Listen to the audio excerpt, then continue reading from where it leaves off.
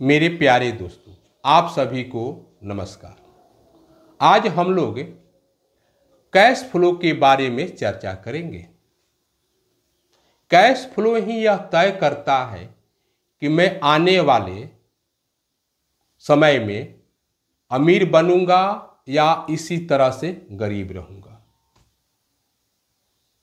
मेरे प्यारे दोस्तों, हमारे जेब में जो भी पैसा है, हम उस पैसे को किन किन जगहों पर खर्च कर रहे हैं, इन्वेस्ट कर रहे हैं, यही तय करता है कि हम आर्थिक रूप से आज़ाद होंगे या नहीं। अगर ये पैसा सही दिशा में खर्च होगा तो हम आर्थिक रूप से आज़ादी की तरफ बढ़ रहे हैं। अगर यही पैसा व्यर्थ जगहों पर खर्च होता है तो हम आर्थिक रूप से आज़ाद नहीं हो पाएंगे।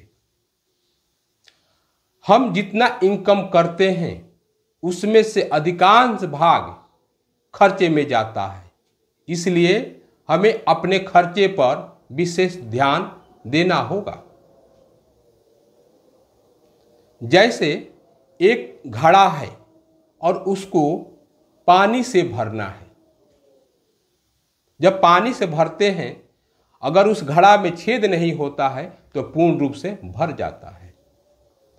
अगर उसी घड़ा में बहुत सारे छेद बने हुए हैं तो उसमें कितना भी पानी डाला जाए वो उसमें से पानी टिकेगा नहीं, सब के सब बह जाते हैं।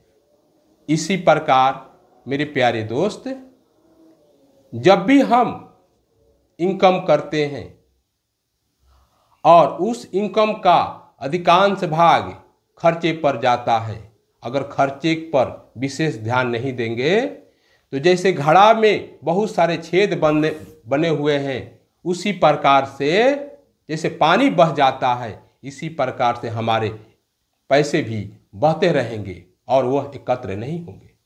जब इकट्ठा नहीं होंगे तो हम उसे एसेट पर कैसे इन्वेस्ट कर सकते हैं।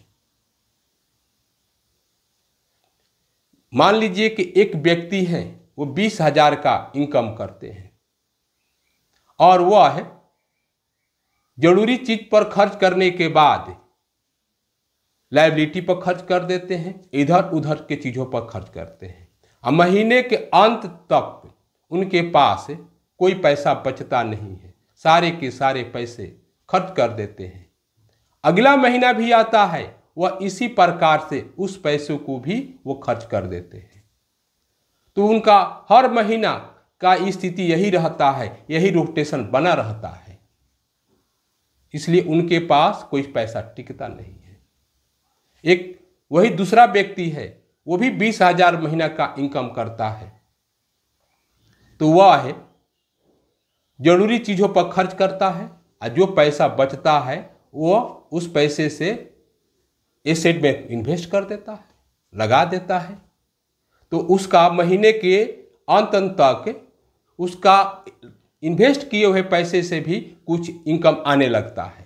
मेरे प्यारे दोस्तों, जब आप व्यवसाय करते हैं, दुकान करते हैं और उसके लिए कोई आप जीएसटी नंबर भी ले रखे होते हैं, तो आप दुकान के लिए जो भी चीज़ खरीदते हैं, जैसे फर्नीचर खरीदते हैं, कंप्यूटर खरीदते हैं, पेंसिल कॉपी खरीदते हैं दुकान में उपयोग करने के लिए, तो आपको उसमें टैक्स में छूट भी मिलता है।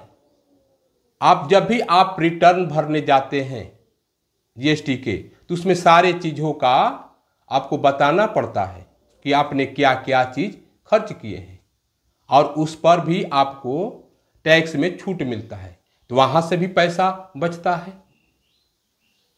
एक बात और चीज़ पर ध्यान रखने की ज़रूरत है कि जब भी हम कोई सामान खरीदे तो इस बात को जरूर ध्यान रखें कि ये चीज़ हमारे लिए इच्छा है या जरूरी चीज़ है। जब इच्छा होगा तो उसे खरीदने से बचने की कोशिश किया जाए जब तक हो सके, और जब जरूरी है तो उस चीज़ों को जरूर खरीदा जाए। और उससे लाभ कमाया जाए।